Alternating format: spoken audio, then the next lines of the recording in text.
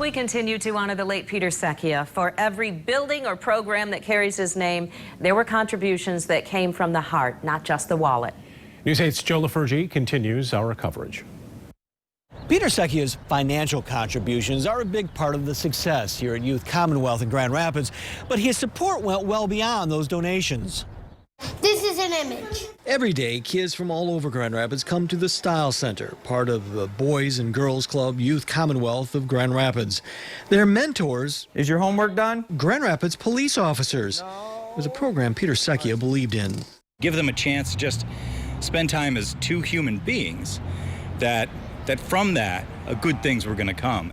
What do we got for lunch? We have spent some time working with the Calvin Center for Social Research, and we've done some studies, and it really has made an effect upon the attitudes and the perceptions on both sides.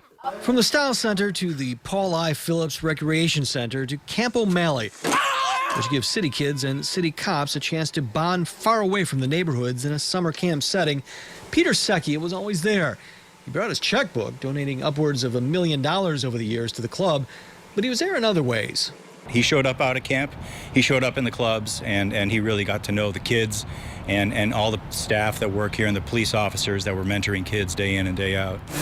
Wait, did the cheers? I don't think that Boys and Girls Clubs of Grand Rapids Youth Commonwealth has had a fiercer advocate and supporter than Peter Secchia. It's not the only example of Peter Secchia's support of youth. In 1987, he joined with longtime Michigan Attorney General Frank Kelly and former Spartan football head coach, the late George Perlis, sponsoring a golf outing to raise funds for Special Olympics of Michigan. And his involvement continued to grow. He really believed that these were, in his words, God's special children. And he just always wanted this to be at the forefront of people's minds. Secchia's support helped Special Olympics of Michigan expand their efforts here in West Michigan. And it's all because Peter really believed in us and believed in that vision. We have much more on Youth Commonwealth and Special Olympics of Michigan and how you can lend your support at woodtv.com. In Grand Rapids, Joe LaFurgie, News 8. We do have a number of stories looking back on the legacy of Peter Secchia, and you can find all of them in our continuing coverage over at woodtv.com.